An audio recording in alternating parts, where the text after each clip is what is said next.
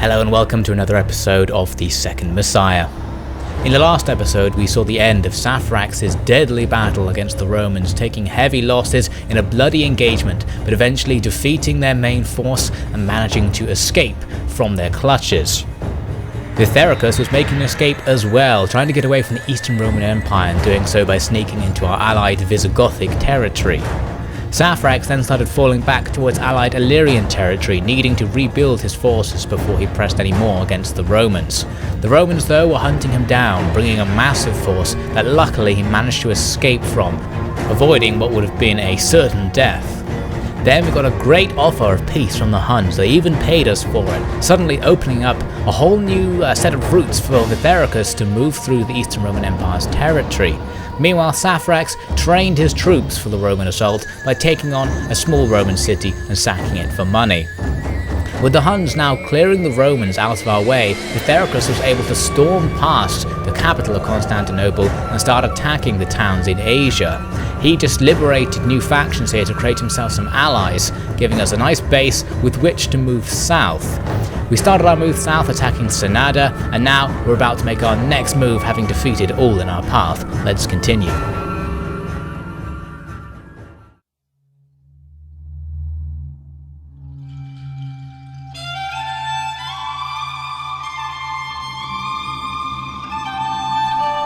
What is this? Has your king sent you to talk some sense into me again? Yet again.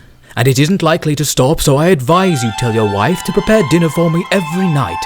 Oh, I guess you don't see your wife very much anymore. I see you haven't managed to kill those little sprogs you spawned. What matter is it for a bastard to have bastards of his own? The matter is that you are a prince. Ha! And how have you reached that conclusion, eh? Do I sleep in a lavish tent, counsel the king, or eat the finest of meats like you, Prince Skylamere? Or do I sit alone on the edge of the camp, too low for the nobles but too high for the common folk, like Edgar the bastard? If you cleaned up a little, you'd be welcome back onto the council. Is that so? Then why is it you're here and not the king telling me this? If I am his brother, why is he not able to find time to sweet-talk me? Because that's the sort of business he leaves to me these days. Ha! Sounds like he hates you too. Maybe you and I aren't so different after all. Why don't you have a drink with me and think about the times when it was you who would be king? Because you've clearly drunk enough for us both, brother. Maybe another time. The only happy bastard's a drunk bastard.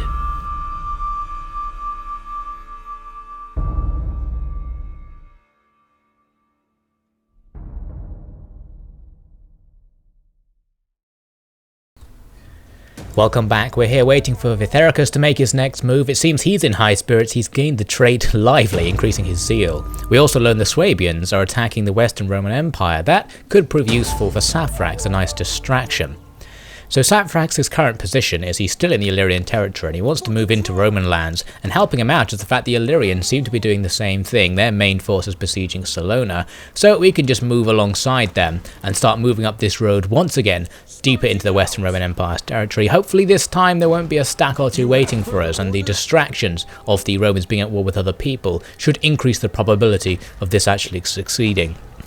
I'm still going to be playing it safe though. Rather than using up all my movement points to advance as far as I can, I'm going to encamp near the Illyrian army so that if I am attacked right now, the Illyrians will join the battle. So just in case there is a stack waiting for me, we'll see.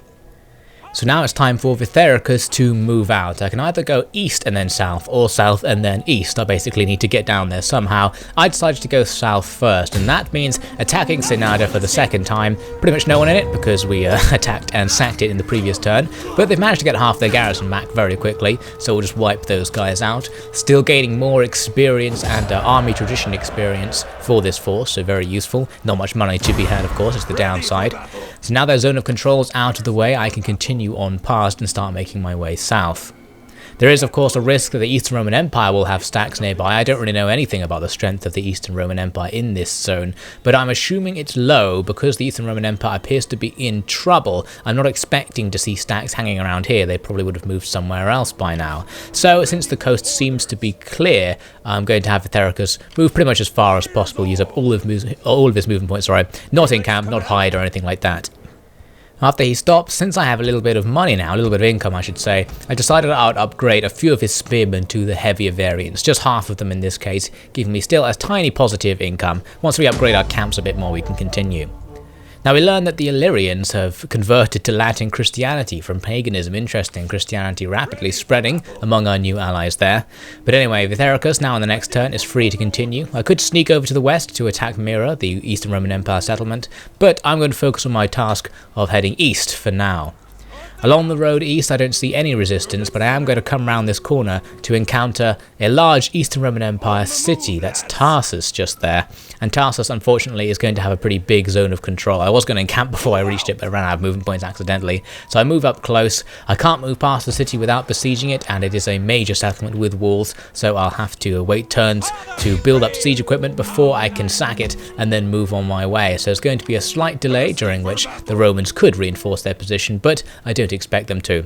I was looking at the mercenaries trying to see if there'd be a mercenary onager I could use to more quickly get past, but unfortunately I can't, so I'll have to do it the slow way. For the children of Eam, who are still sitting next to the Illyrian siege, we're just going to move on. There's no sense waiting here for the Romans to come and attack us, because they might not be on the way at all. So I'm going to blow a bunch of movement points, moving right up the coast towards these two Western Roman Empire settlements. I decided I'd go for the one on the right first. I can't reach it right now. Next turn I'll be able to move in. It's defenseless, not particularly wealthy, so not really worth sacking, but might as well do it anyway to get the money, what money there is, and a bit of experience, and then I'll move west after that. Interestingly, I also notice now that the Huns have started a siege at Constantinopolis. This siege is going to last a very long time as the Huns gradually bring in more forces to bring the downfall of the Eastern Roman Empire's capital.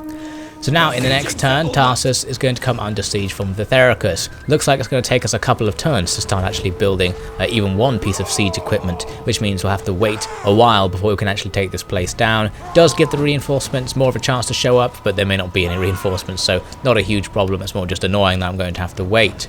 So we begin our siege there, and Vithericus will now just wait patiently for his men to construct the equipment he needs to continue. So now I'm going to focus on Saphrax. He's still got movement to play with. First, he can rush east to take out this small settlement. Yet again, no one inside. A protective stance will just wipe out the enemy entirely. These garrisons stand absolutely no chance against the full force of the Gothic horde, so they're gone. The only question is how much money we're going to get off it. A little bit. Something worth considering at least. Since we are making a loss, doing this sacking is particularly good because it's giving me a few more turns of income essentially. It's allowing me to continue. So I'm going to have to sack more than usual in this particular phase before I can reconstruct more pieces of the camp in order to get a higher base income. So, continuing that theme, we're going to rush on west here and take out another Roman town. Again, not really guarded by any particular garrison, and still no Western Roman armies sighted either. We know they had one or two stacks hanging around, but we don't know where they are. It's possible they're at other battlefronts, since I did wait a good number of turns since we last saw them. So we make good money off sacking that turn, we use up all our movement points, and now we'll just wait around. I'm going to upgrade the army using army traditions. I can give them the one Ruin of Rome to increase their morale against Romans. That could come in very useful. And the other one I'm going to give them is a horde development tradition, because I think Saphrax's people are starting to get sort of used to being a horde, and they're starting to more and more invest in their ability to live this sort of life as it becomes clear that it's not going to be all that easy to actually start up a new kingdom. So I give them domestic devotion as a result. Who can say how many gods there really are? Signs from the heavens tell us of many powers, and lead us to believe that in all the world's face there lies some kernel of truth. But there's one that has demonstrated the opposite, the Nazarene. You, Christians, pray in temples to the dead son of an absent god, while your world burns around you. In ages past, the Romans were a great people, who, with their gods at their beck, built an empire that stood out of the world. But look at them now. They are slaughtered wholesale by savages such as yourself, all the while begging their Messiah to return. Your kind spit in the face of the gods with your impudence. Christianity is a superstitious ruse propagated by the blind, the mad, the stupid, and the craven.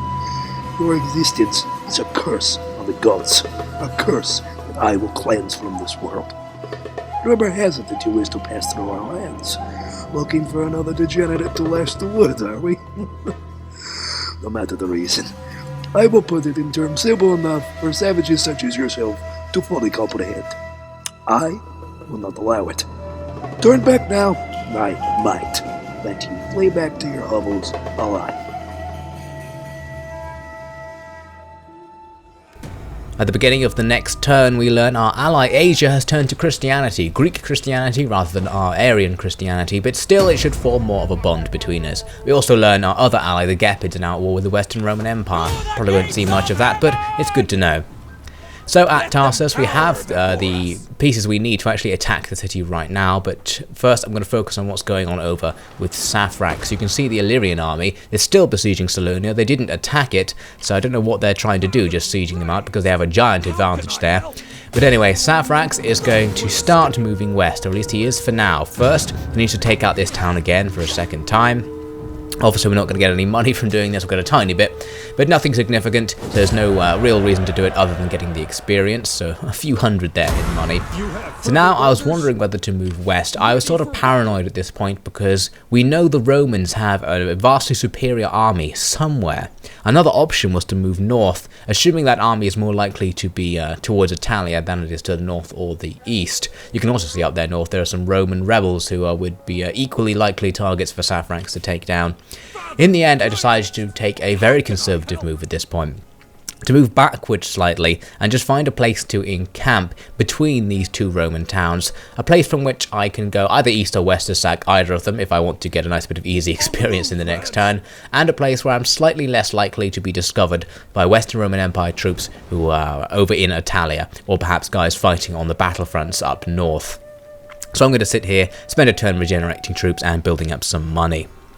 I also decided to promote Saphrax up to a judge, slowly moving up the ranks. I want Saphrax to be as high as possible, really, since he's going to be our leading non-family general, whilst the other two members of our family aren't up to much.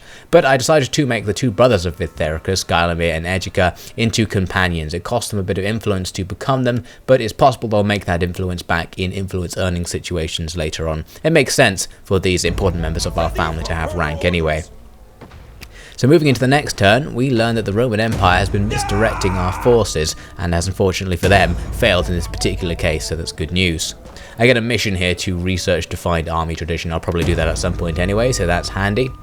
Everyone who I promoted into the various positions gets there successfully, no annoying little events trying to stop them this time, so that's very handy. And also following on from Asia, going over to Christianity last turn, Pontus does it as well, so slowly all of our allies are turning into Christians, which could be handy, and Asia has there declared war on the Eastern Roman Empire, which is very handy for us. They should prove a very nice distraction right next to their capital, being at war with them. So now it's time for Vithericus to actually continue his journey. He could have gone through Tarsus last turn, but I for some reason decided to just keep sieging them out for a bit.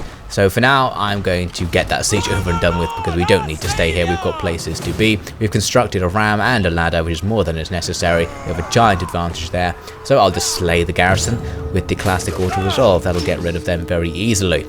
Now here I'm going to create for myself another ally once we win this battle. I have the option to create Judea as an ally, which should give me a very powerful position here because this city is quite wealthy. I'm also not going to sack the city first to make that position even better.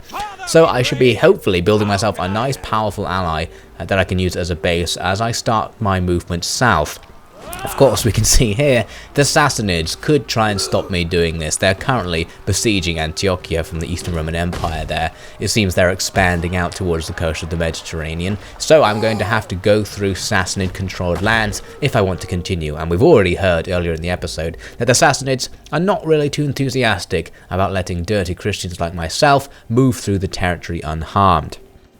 As a result of this, and because I felt like I wanted to add a little bit more difficulty and challenge to this particular run, I am now going to declare war on the Sassanid Empire so that we're going to have to fight with them as we pass through the fringes of their domain. Of course, it also means we'll be at war with all of their tributary states, of which there are billions who are all over the place, so it's a possible outcome that we'll discover one of those at some point and have to fight those guys as well as the Eastern Roman Empire tributary states who are already at war with, one of which is definitely en route to the source of the Nile. I'm not going to call any of my allies into this war because I don't want any of them to betray me over the fact that I'm for some reason trying to get them to go to war with one of the biggest factions on the map. So I'm going to go in on my own and allow my allies to just keep doing their own thing. They probably wouldn't really help me out except Judea anyway, but what I can do is just ask Judea for a separate deal to come into the war on their own rather than risk all of my alliances. So, war is declared. I'm now at war with pretty much every province to the east of me. You can see all of the tributary states of the Sassanids appear on the map suddenly, since we're now in diplomatic contact with them because we're at war. So there's quite a lot of them, so we can expect some resistance, but of course all we have to do is skirt around that area. We don't need to go in any depth whatsoever, so we just have to survive, try and sneak past if possible. There's the confirmation, we are at war with the Sassanids. So as I said, I really want the Judea faction to come into this war on my side. It's possible they won't do it now, but they will later, so even if they reject me now, it's not the end of the world. I'm going to offer them a massive sum of money, because of course having this really powerful base that I can hide in if the Sassanids get too much would be really useful, but they're not going to take it. Pretty much all the money I can offer them isn't enough, but as I said, I might be able to wait a couple of turns. Judea will realise they hate the Sassanids and then will be more happy to join this war, plus then Judea will be more powerful as they build up. So now the die has been cast. It's time for Vithericus to very carefully move forwards. I'm going to encamp next to the city of Tarsus here, not using many of my movement points in this turn, because I want to see how the Sassanids react to my declaration of war against them. This could be a dangerous situation. March further and I shall show you what happens to heretics in these lands. Well, I think they've made their position clear, as if they weren't enough allies of the apocalypse already. Athalaric, prepare a reply for me. I want them to know that if they try to stop us on our journey, we will do unto them what we already did unto the Romans. No man, peasant or high king will prevent our passage to the foot of the Lord's new child. They are strong, very strong, no doubt, but they do not know our ways, and we are hardened in purpose and practice. I know we can do this. They won't stop us. There will be a price, but there was always going to be a price. It is the Lord's price, eternally fair. Since you can probably tell from my actions with Vithericus I'm not being all that cautious at this point, it will be no surprise to hear that I decided not to hang about with Saphrax and the Children of Uim. I am going to just try and make an advance into Attila right now, and we'll just see if we encounter the Western Roman Empire, because of course they might not be there at all, so this could be a key opportunity to go in while they're distracted fighting their many enemies. There is a sign that there's no one there, because of course no one's come out to meet me so far. I've been hanging around near their core territory for a while now, and they've stopped challenging me, it seems. So it's possible they just can't challenge me. We will see. Now, as for Vithericus and the Stewards of the Divine, since we're going into a bit of a dangerous situation, I'm going to upgrade the last of those spears. I also now have enough money to actually do that, because I've been upgrading the camps whilst they were waiting around. So we now move into the next turn, and indeed the Sassanids immediately react to my declaration of war by bringing their High King into battle with me, bringing just a single stack of their local forces, but that stack already has an advantage. Looking at it, we can see they've got cataphracts, they've got onagers there, they've got heavy spears, they've got a few ranged units, but not much in the way of ranged stuff. But one of the ranged units they do have, two of them in fact, are the mercenary crossbow cav, a unit especially effective against armoured units, and I just spent all that money putting armour on my own units, so this could be dangerous. But of course the enemy's army is one that's more suited to open terrain, because it's so based on heavy shock cavalry. And luckily for me, the terrain we're fighting on is really hilly, so the enemy are not going to be able to use that massive heavy cavalry advantage to its full effect. It's still going to be somewhat useful, but not as good as the enemy surely hoped. Here you can see those heavy spearmen deployed in full chainmail, big shields, big spears. I'm hoping these guys will be able to do some damage against the enemy's similar units. So I'm pulling back my missiles there. I wanted to not have missiles out in front of the army, because that would be too tempting a target for all of these enemy cavalry. Here they are with their huge lances, heavily armoured men. Some of them have horse armour as well. Overall, a huge armada that's going to face us. They also have plenty of these heavy spears with their massive shields. Perhaps not quite as heavily armoured as our men, I don't know how they are in terms of skill. And the onagers, of course, bringing up the back, which they can use to force me off my hill position if they want. But luckily for me, they were more interested in using their cavalry to dictate the terms of this battle. The onager won't do all that much. I redeployed as the enemy advanced to put my spears on the flank and have axes in the centre. This of course means the centre is weak against cavalry charges, but I thought the enemy are more likely to try and exploit my flanks. All of my light cavalry, who of course will be wiped out against the enemy's cav, are going to go and hide behind this little ridge at the back of the map, hoping to bring them out later on once the enemy's cav's engaged, perhaps get some rear attacks, and maybe then they'll be able to defeat them. So now a little bit later, the enemy are making their approach. They're sending cavalry towards both flanks, as I had expected there, which is good news. Their mercenary crossbow cav are attacking both flanks as well. They can just ride around, skirmishing with me essentially, avoiding my returning bow fire and taking out my heavy infantry. A nice tactic for them. You can see they're really wheeling around my flank here on the right. My guys are going to be able to throw javelins down at them as they get near, so they'll take a few casualties if they attempt to charge me. On the other side, it looks like the enemy discovered my men here. They weren't particularly well hidden. Since I was looking at this battle from above at the time, I didn't realise that ridge wasn't quite as hiding as it looked. So the enemy knew about them and sent their heavy cav to hunt my light cav down. Meanwhile, their crossbow cav are just sitting there now, taking out my heavy units whilst their infantry advance. So it's sort of in my interest to charge down, but they're not going to wait for very long before their infantry attacks. It was okay to wait a little bit, but they are doing the damage. Those crossbows are very good against my heavy units there. So now the enemy are making an attack against my cavalry in the little knoll there. I'm going to surround them with my cav and just try and win out. And in the main line, they're making an attack on the flank of the skirmishers in front. It's a similar tactic that I've used before, using these skirmishers to simply sacrifice themselves to lock the enemy down, because now this Gothic warband have the cavalry right in front of them. They can throw their javelins into the cataphracts and take them out at point blank range. The armor-piercing damage of those javelins will be able to take them out, so we actually very rapidly start defeating some of the enemy's cataphracts. But of course, those cataphracts are also very good at taking me out. They're not especially good in melee actually, since they are a shock cavalry unit, but being a very heavy shock cavalry unit, they're still more than a match for my skirmishers. Now you can see they're starting to get into combat with my actual warband. They're not all that good against them, so it should be alright, but my warband does take immediate casualties as the enemy come in. And whilst that fight's going on, the enemy bring in their heavy infantry. The heavy infantry aren't going to be all that good, and they're exhausted having run uphill. My axemen should do okay against them, although I'm not going to have any charge bonuses to exploit with the first line. Luckily, I held the second line of axes in reserve right at the last minute, and then deployed them to attack these enemy spears. These axemen should do well fighting downhill and gradually outflanking a little bit those heavy spearmen, so I've got faith that that will go okay. Meanwhile, the enemy's crossbow cav are still whomping on my spears, who are now exposed on the flanks. I'm trying to get them to come in and surround the enemy's units in the centre, but of course then they're going to get shot in the back by the enemy's missile units, and they also have skirmishers and javelineers off on the right will also be doing the same thing. So as I surround the enemy, I'm going to be exposing my heavy troops to some high casualties. That means actually the enemy might be bringing me into a trap. Enter the fray, for there's the way to the gates of heaven, the way into the paradise set aside for those who serve God with their own blood and spirits. Fear not the trivial pain of mortal death, for we all know our enemies will face a far greater pain when our Lord takes vengeance upon the unbelievers. Let our Father see how we fight with all our heart in the name of his chosen servant, our own King, and hence show the Father that we are loyal to both our worldly and otherworldly masters. The Lord knows that the sin of taking a life is forgivable when the life is one owned by the dark minions of the devil himself. So do not hesitate to fulfill your divine mission with your unsullied blades.